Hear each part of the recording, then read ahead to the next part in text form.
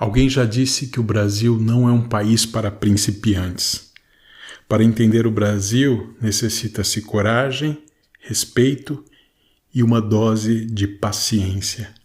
O Brasil que nós temos hoje, o Brasil do presente marcado por divisões, violência, pobreza, fome, racismo e tantas outras coisas, é um país ligado ao seu passado. Reler o passado mais longo do tempo do colonialismo e também do tempo da ditadura, nos faz entender como foi possível ressuscitar, aparecer no tecido social esses espectros fascistas. A missão atual de todos nós é reconstruir o tecido social. Sinta-se em casa. Eu sou o Frei Rogério Xavier e este é meu podcast Rogeriando.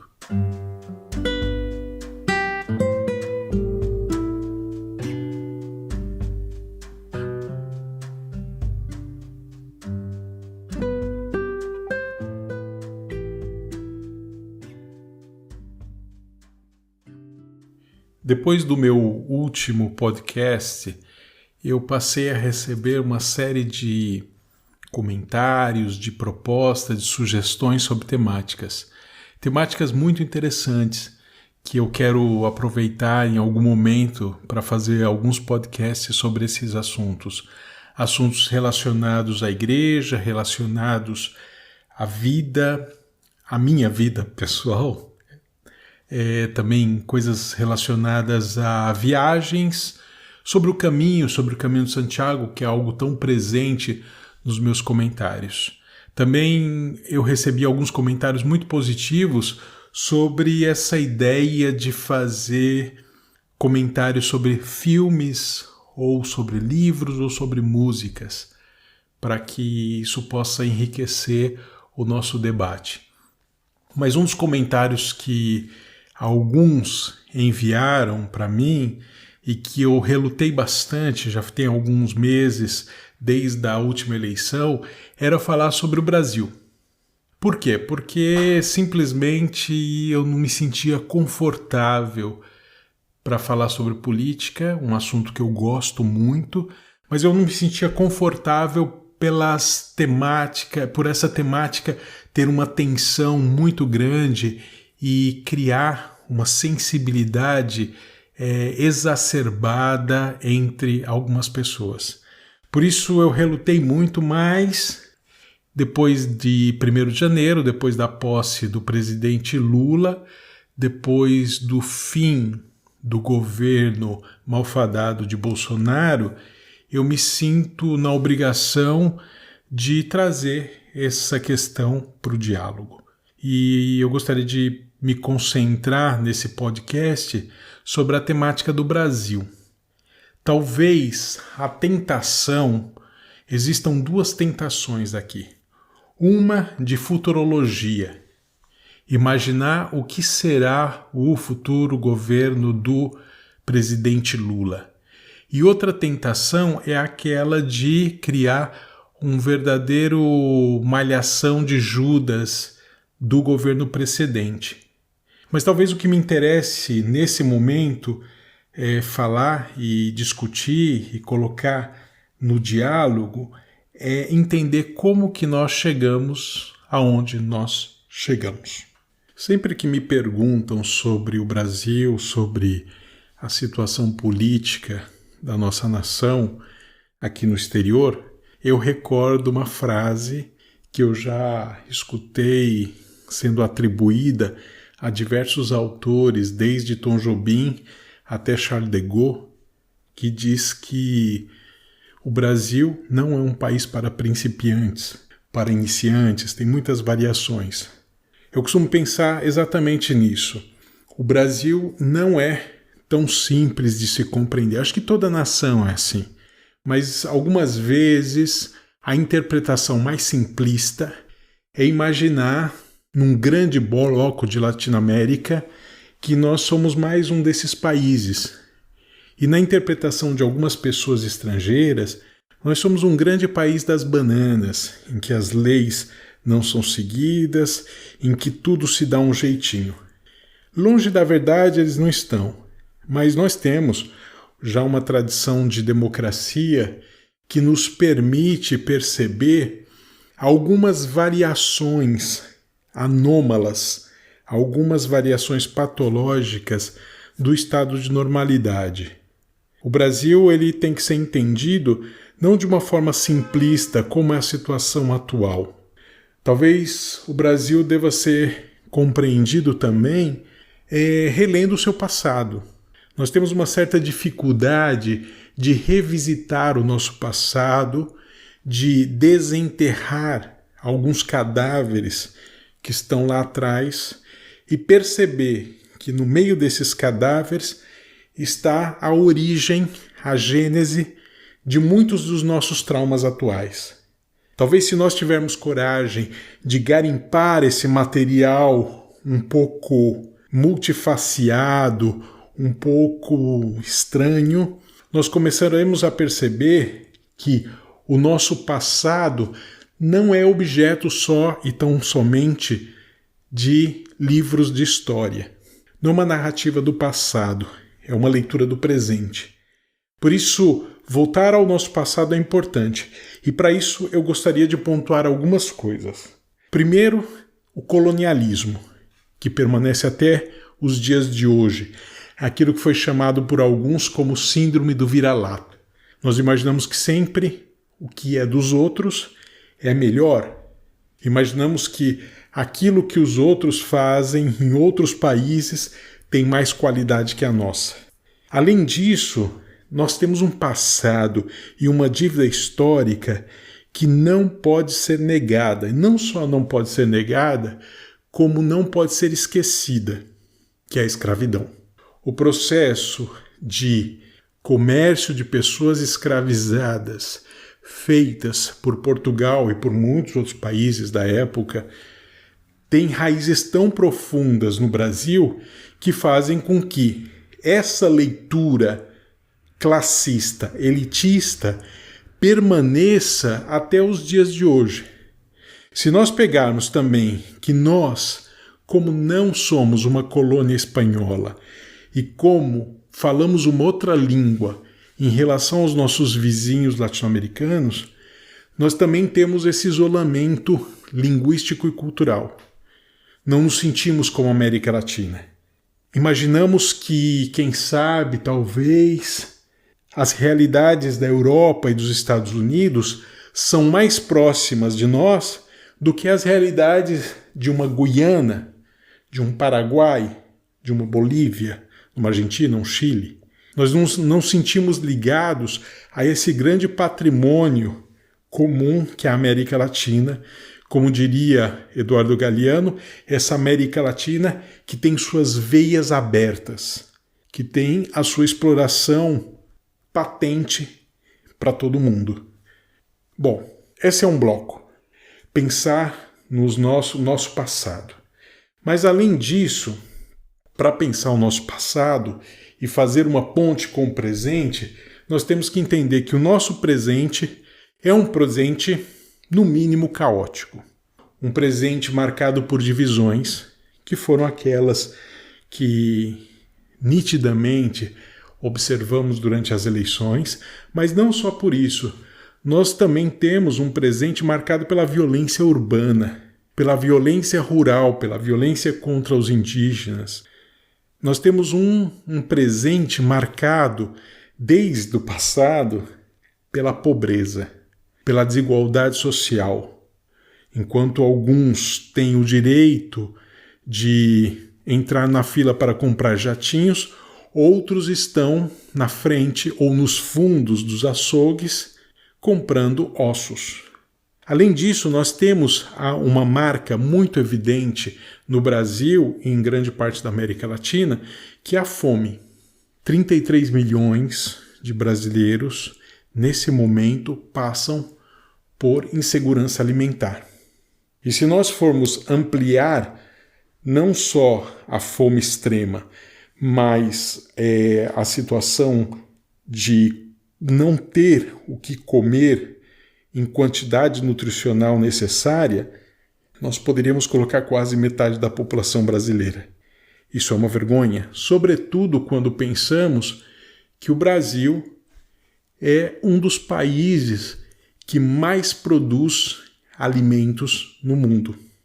Essa desigualdade, essa violência presente no campo, na cidade, também se manifesta simbolicamente com essa exclusão, não só aos meios de educação, aos meios de produção, aos meios de cultura e de trabalho, mas também às coisas mais básicas, que é saúde e comida.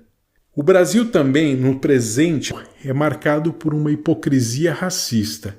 Não um racismo qualquer, um racismo estrutural, que faz com que o racismo esteja presente nas nossas piadas, faz com que o racismo esteja presente nos nossos diálogos de bar. O racismo ele foi de tal forma colocado como uma verdade absoluta que quando você pergunta para uma pessoa, ela fala, não, eu não sou racista. Mas ela atravessa a rua quando vê um negro. E imagina que algumas etnias são mais dignas do que as outras. Até mesmo os jornais, as revistas, mostram os negros sempre de uma forma inferior ou como alguém perigoso. O Brasil também é marcado pelo feminicídio. A quantidade de mulheres que são violentadas e mortas é algo absurdo. Não vamos ficar dando números aqui, mas que, assim como a homofobia, é gritante. Feminicídio e homofobia no Brasil é negada, assim como o racismo, mas está presente por todas as partes. Não dá para imaginar que as mulheres, em pleno século XXI, sejam tratadas como objetos. E com aquela linguagem já ultrapassada de que mulher gosta de apanhar, mulher gosta de ser submissa, todos esses prejuízos ficam bastante patentes no nosso cotidiano. Então, se de um lado nós temos um Brasil marcado por um passado escravocrata e colonialista, nós temos um Brasil no presente marcado por violência, por pobreza, sobretudo por desigualdade. Desigualdade de oportunidade, desigualdade cultural, desigualdade educacional.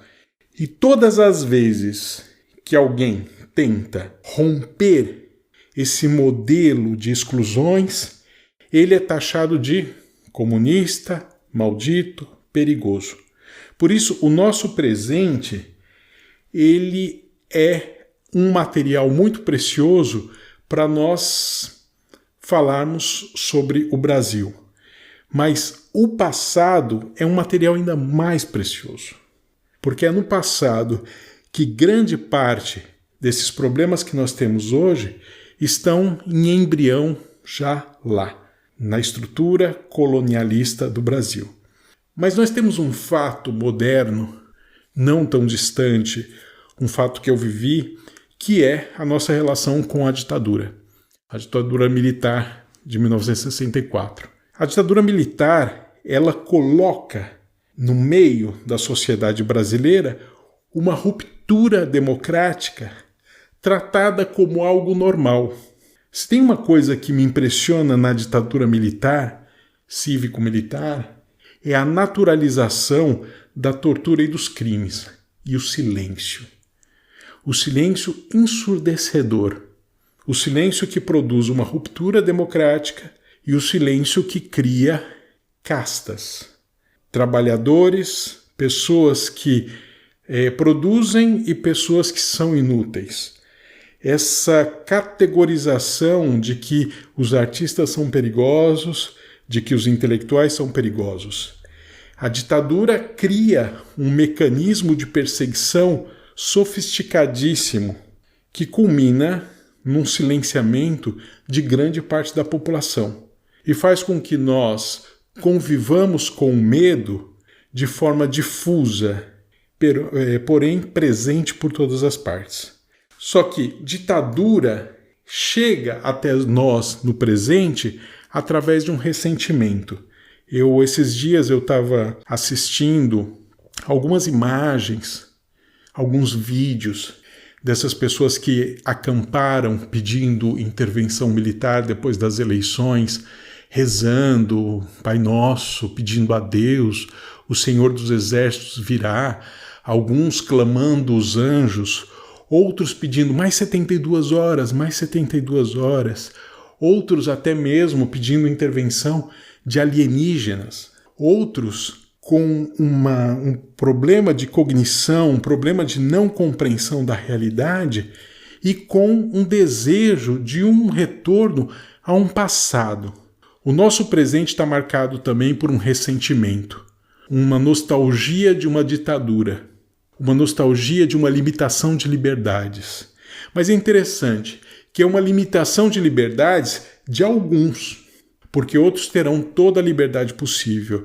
E para isso, eu convido todos vocês para assistirem a magnífica série e o livro também, O Conto da Aia, que mostra nesse universo utópico como que, quando nós fundimos convicções políticas com convicções religiosas, nós criamos um caldo absolutamente perigoso e absolutamente capaz de criar uma sociedade de controle, uma sociedade do medo, uma sociedade em que algumas vidas não são importantes.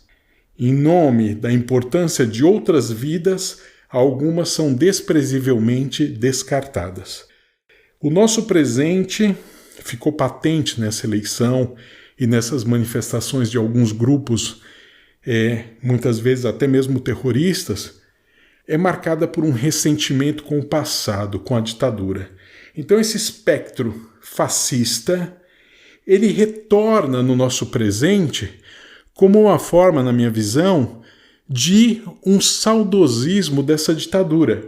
E é interessante que esse espectro fascista, ele está presente, independente de Bolsonaro. Talvez Bolsonaro seja a ponta do iceberg, a ponta mais visível, junto com seus filhos, junto com esses grupos de pessoas mais ou menos radicalizadas. Mas esse espectro fascista, eu tenho clareza que ele está muito bem enraizado. São traços evidentes do nosso presente. Essa ideia de pátria, família, Deus, já estava presente em outras formas fascistas do passado, até mesmo no nazismo. Essa ideia de que a religião, que o moralismo, que o controle social, que os valores do passado são importantes, tomam caracterizações no presente que nos convidam a desprezar outras pessoas. E o mais grave é quando alguns cristãos embarcam nisso, quando alguns interpretam textos bíblicos que justificam a exclusão do outro e não o acolhimento do outro, algo que está em completa dissonância com o Evangelho.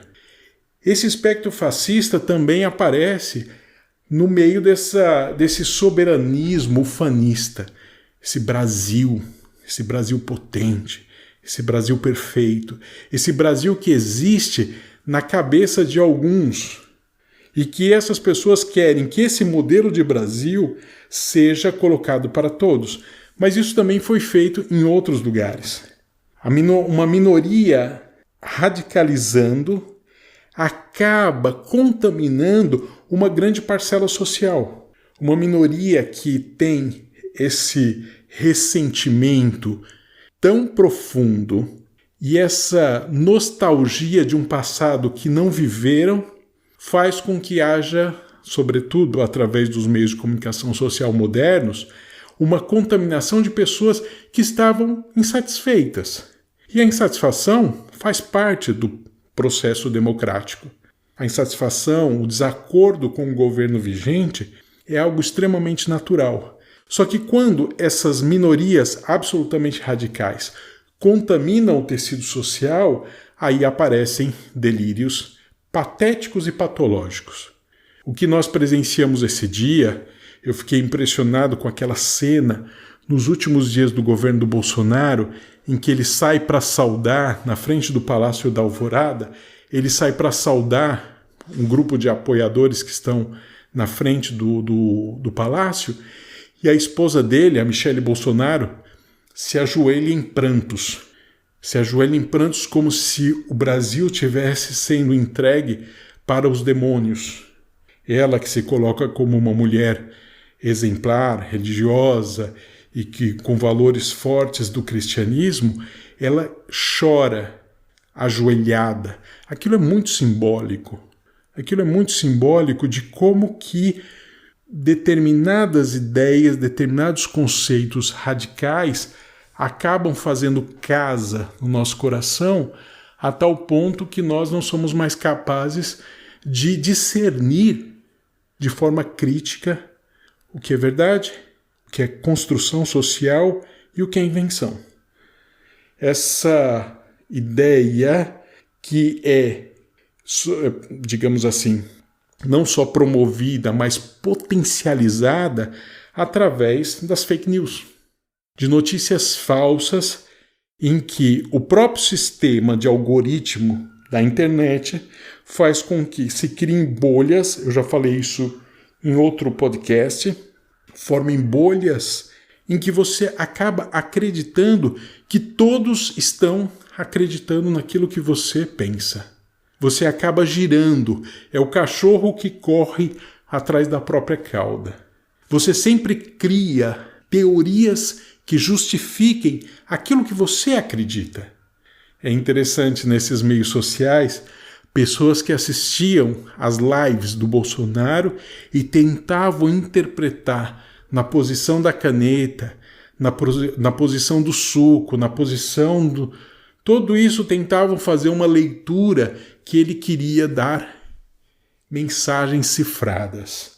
A tal ponto de que ele, nervoso, começou a bater na mesa. Alguns falaram, vamos tentar traduzir isso é código Morse.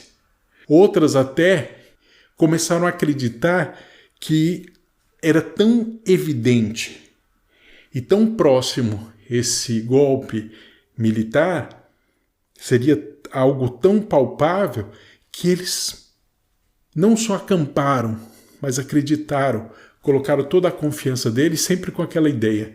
Daqui 72 horas isso vai acontecer. Tem um vídeo que está circulando na internet agora de pessoas que durante a posse gritavam e choravam porque receberam uma notícia que a posse tinha sido cancelada.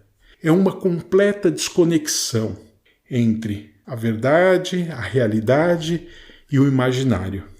Isso daria material para uma análise muito mais longa, para nós entendermos os futuros da nossa nação.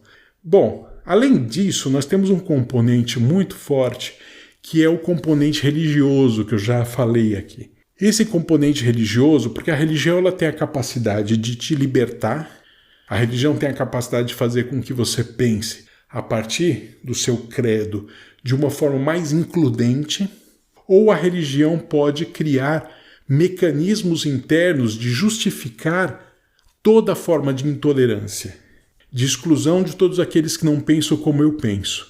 E esse modelo religioso, ele se baseia em tradicionalismos vazios. Assim como o presente do Brasil é marcado por um ressentimento de um passado, que é a ditadura, que deve retornar, existem alguns que creem que uma nova cristandade deve ser restabelecida. Um cristianismo baseado novamente em determinadas formas de controle. Uma interpretação muito peculiar dos evangelhos. Esse modelo religioso também está marcado por moralismos para os outros. É muito interessante. É a ideia do farisaísmo que está presente nos evangelhos. Eu crio leis, conceitos e valores que devem valer para os outros. E eu tenho que colocar cargas nas costas dos outros. Não que necessariamente eu tenho que fazê-lo. Então eu quero a família, a moral, os bons costumes, mas eu já estou no quarto casamento. Já passei o rodo por aí. Mas isso é um valor. Até onde isso se sustenta? E depois, o que é mais grave e que não pode acontecer na religião, que é esse movimento de manipulação das consciências. Esse é o caldo que eu percebo no Brasil. Um caldo marcado por um passado, por um presente, por um espectro fascista e por medos. Medos contra o comunismo, medo da perseguição religiosa, medo de Cuba, medo da Nicarágua, medo do fim das liberdades, medo do confisco de propriedades, medos. Um sistema fascista se sustenta somente se elege constantemente novos e novos inimigos. Inimigos para serem atacados, inimigos que criem coesão no grupo. Necessitamos do outro para justificar nós mesmos. Esse modelo do Brasil é o que nós temos. Só que nós tivemos uma eleição. E nessa eleição que foi muito acirrada, e aqui eu não vou entrar em detalhes sobre os mecanismos que fizeram com que essa eleição fosse acirrada, sobre compra de votos, sobre impedimento de pessoas irem a votar, sobre a participação e a manipulação e o controle da máquina estatal, tudo mais, nós tivemos uma eleição. E nessa eleição ganhou um grupo oposto àquele que governava atualmente. Então, creio que na cabeça de alguns deve aparecer nesse momento não mais um ressentimento, mas a ideia de um desamparo. Um desamparo contra os políticos. Um desamparo de um presidente que prometeu de forma velada e às vezes não tão velada assim, uma possível, quem sabe talvez, intervenção, e depois ele pegou seu jato e foi para os Estados Unidos, para Miami. Uma sociedade marcada por esse abandono. Uma sociedade, pessoas que seguiram visceralmente esse guru, esse mito, e agora percebem que foram largadas à beira da estrada. E mais, coisas que nós não imaginávamos, movimentos de terrorismo que foram denunciados e vão continuar acontecendo, e se nós não tomarmos cuidado, isso pode contaminar o tecido social, sobretudo porque o número de armas circulantes hoje na nação é grandíssima. E nós temos, nesse momento, um tecido social esgarçado, um tecido social absolutamente frágil. Esse é o Brasil que o presidente Lula terá em suas mãos. E ele escolheu como o lema do seu governo a ideia de união e de, se não me engano, reestruturação, de reorganização, não me lembro o lema completo, mas a ideia de que temos que fazer algo novo. E aqui é um trabalho dificílimo. Por quê? Como você faz para recompor esse tecido social? Sobretudo quando existe uma espiral do silêncio, em que as pessoas que acreditam nos processos democráticos se silenciam porque estão diante de um grupo menos numeroso, mas absolutamente barulhento, que ocuparam as ruas e ocuparam os meios sociais. Essa espiral do silêncio dá a impressão que esses grupos são muito maiores, infla o número, mas na verdade é um grupo muito diminuto. E como que você vai, num tecido social, propor uma reconstrução? E aqui é a nossa tarefa. Primeiro, como cristãos, entender que o processo de reconstrução é urgente. O tecido social tem que ser recomposto. Nós devemos investir nos processos de fraternidade e amor. E para isso, recuperar a cidadania. Acreditar que todas as pessoas possuem o direito de viver e que os meus valores devem ser dialogados com os outros. Para isso, nós precisamos de isegoria, direito de participar do espaço público. E necessitamos de distribuição de renda. Isso é urgente porque é um passado infame que nós carregamos desde o tempo do colonialismo. Tempos em que necessitamos de um fortalecimento do Estado democrático. As instituições devem ser reestruturadas para entenderem que elas estão a serviço do povo e não o contrário. E para isso é necessário o respeito às instituições públicas. Aqui, quando eu falo respeito às instituições públicas, não é submissão. Se nós estamos em uma estrutura de diálogo, numa estrutura de que se repropõe a cidadania como um valor fundamental para uma nação, aí o respeito às instituições é um respeito a nós mesmos, como coletivo. Esse é o momento que nós vivemos. Eu estou seguro que em momentos oportunos eu falarei sobre outras questões ligadas à política do Brasil, mas eu acho importante nós não fazermos, nesse momento, leituras superficiais e afobadas, nem aquelas que buscam uma futurologia e nem aquelas que tentam explicar tudo e passar o pano em todas as situações que são complexas, perigosas e que todo governo pode cair. Eu desejo ao governo do presidente Lula sucesso, porque nós depositamos nele, nesse momento, a tarefa de reconstrução, de união e de recomposição do tecido social, mas ele não fará isso sozinho. É necessária a participação ativa de toda a sociedade, é necessária a participação ativa das instituições de classes, dos intelectuais, da cultura, do cidadão comum, dos sindicatos, das igrejas e das instituições públicas de maneira geral. O tempo que nos espera é um tempo em que nós devemos superar medos, destruir muros e construir pontes. Propor uma religião que não pregue intolerância, mas que pregue um encontro com o outro. Uma religião que não manipule consciências, que não fique preocupada só com tradicionalismos vazios ou com moralismos, mas que proponha a força dessa adesão a Deus que faz com que nós sejamos melhores. E também, para nós cristãos, um Deus que nos liberta, um Deus que é amor e que nos propõe uma vida plena, uma vida completamente nova.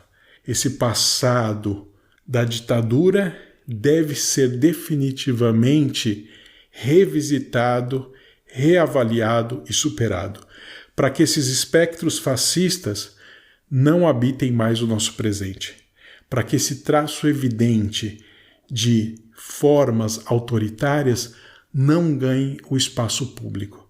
O espaço público deve ser sempre tomado pelo povo e pela participação popular. Eu sou Frei Rogério Xavier e este é meu podcast Rogeriando.